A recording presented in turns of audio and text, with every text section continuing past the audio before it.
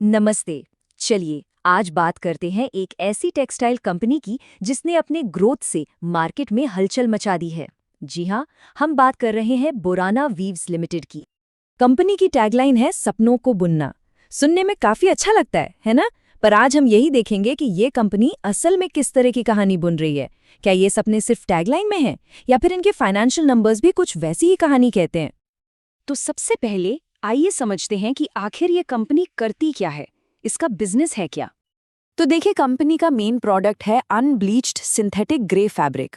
अब ये नाम सुन के लगेगा कि ये क्या भारी भरकम चीज है, पर इसे सिंपल तरीके से समझते हैं। सोचिए, ये एक खाली कैनवस है, एक कोरा कपड़ा जिस पर फैशन और होम डेकोर की पूरी इंडस्ट्री अपनी कलाकारी करती है।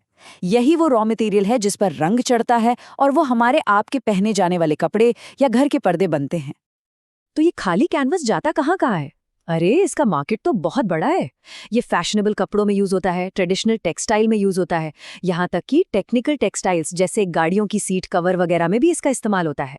घर की सजावट से लेकर इंटीरियर डिजाइनिंग तक हर जगह इसकी पहुंच है। और यही वर्सेटाइलिटी इसकी ग्रोथ का एक बहुत बड़ा सीक्रेट है। जाहिर है, ऐसी सफलता रातों रात नहीं मिलती। इसके पीछे एक लंबा सफर है। चलिए, ट्रेडिंग से टेक्सटाइल मैन्युफैक्चरिंग तक के इनके 50 साल के सफर पर एक नजर डालते हैं। कहानी शुरू होती है 1975 के आसपास सूरत में एक छोटे से ट्रेडिंग बिजनेस से। फिर 1992 तक इन्होंने मैन्युफैक्चरिंग में एंट्री ली और 200 लूम्स तक पहुंच गए। लेकिन असली गेम चेंजर आया 2005 के बाद, जब इन्होंने मॉडर्न वाटर जेट लूम्स को अपनाया। और फिर 2017 में तो 700 हाईटेक लूम्स के साथ एक जबरदस्त एक्सपेंशन किया। 2024 में स्टॉक एक्सचेंज पर लिस्टिंग और अब 2026 में एक नई यूनिट का प्लान। ये सब बताता है कि कंपनी ने वक्त के साथ खुद को कैसे बदला और मॉडर्नाइज किया है। हिस्ट्री तो ठीक है, पर असली खेल तो नंबर्स का है ना? निवेशक तो यही देखते हैं कि हाल फिलहाल कंपनी कर क्या रही है। तो चलिए अब कंपनी के फाइनेंशियल ग्रोथ इंजन को डिकोड करते हैं। सबसे पहले जरा इस नंबर पर गौर कीजिए, 183%। ये पिछले 3 सालों में कंपनी के प्रॉफिट की कंपाउंडेड ग्रोथ है। इसे सिर्फ ग्रोथ नहीं, इसे कहते हैं विस्फोटक ग्रोथ। और बात यहीं खत्म नहीं होती। पिछले साल कंपनी का रिटर्न ऑन इक्विटी था 60.3%। आसान भाषा में सोचिए, शेयर होल्डर्स के लगाए हर 100 रुपए पर कंपनी 60 रुपए से भी ज्यादा का प्रॉफिट बना रही है। यह आंकड़ा वाकई में बहुत प्रभावशाली है। और ये ग्रोथ कोई एक दो बार का तुक्का नहीं है। क्वार्टर दर क्वार्टर नतीजों में ये साफ दिखता है। देखिए कि इसे सेल्स 78 करोड़ से बढ़कर सिर्फ 1 साल के अंदर ही 111 करोड़ पर पहुंच गई। ये कंसिस्टेंट परफॉर्मेंस का एक मजबूत इशारा है। लेकिन रुकिए, कहानी में एक ट्विस्ट भी है। हर चमकती चीज सोना नहीं होती, है ना?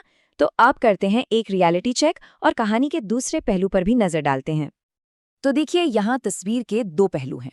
एक तरफ तो सब बहुत अच्छा है, कंपनी ने अपना कर्ज कम किया है, उसका रिटर्न ऑन इक्विटी का ट्रैक रिकॉर्ड शानदार है। लेकिन सिक्के का दूसरा पहलू भी है।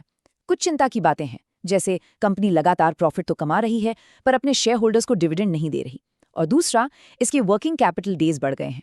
मतलब कंपनी का पैसा ऑपरेशंस में ज्यादा समय तक फंसा रह रहा है। और यहीं पर निवेशकों के लिए एक बड़ी दुविधा खड़ी हो जाती है। प्रॉफिट तो है, लेकिन वो शेयर होल्डर्स को मिलने के बजाय वापस बिजनेस में ही लगाया जा रहा है। ये इस बात का साफ संकेत है कि कंपनी की स्ट्रैटेजी फिलहाल सिर्फ और सिर्फ ग्रोथ पे फोकस्ड है।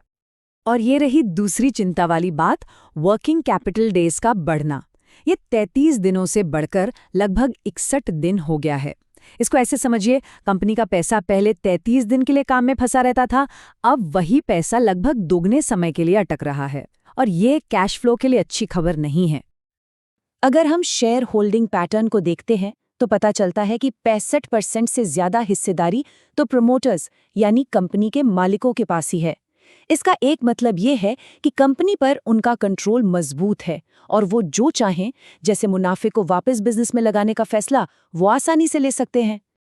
तो इन सब प्लस और माइनस पॉइंट्स को मिलाकर देखें तो आगे क्या होने वाला है, कहानी किस तरफ जाएगी। चलिए इस कहानी का अंतिम ताना बाना बुनते हैं।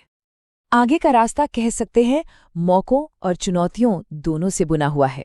एक तरफ सस्टेनेबल टेक्सटाइल की बढ़ती डिमांड और इंटरनेशनल मार्केट में एक्सपैंड करने जैसे बड़े मौके हैं, तो वहीं दूसरी तरफ जबरदस्त कंपटीशन, कच्चे माल के घटते बढ़ते दाम और इकोनॉमी की सुस्ती जैसी असली चुनौतियां भी मुंह बाए खड़ी हैं। और यहीं पर आकर ये पूरी कहानी एक बहुत ही बुनियादी लेकिन बड़े सवाल पर खत्म होती है। एक कंपनी का असली मकसद क्या होना चाहिए? रॉकेट की रफ्तार से आगे बढ़ना और अपने बिजनेस को फैलाना, या फिर उन लोगों को सीधा फायदा पहुंचाना जिन्होंने उसमें अपना पैसा लगाया है? ग्रोथ या डिविडेंड? बोराना वीव्स का भविष्य इसी एक सवाल के जवाब में छिपा है।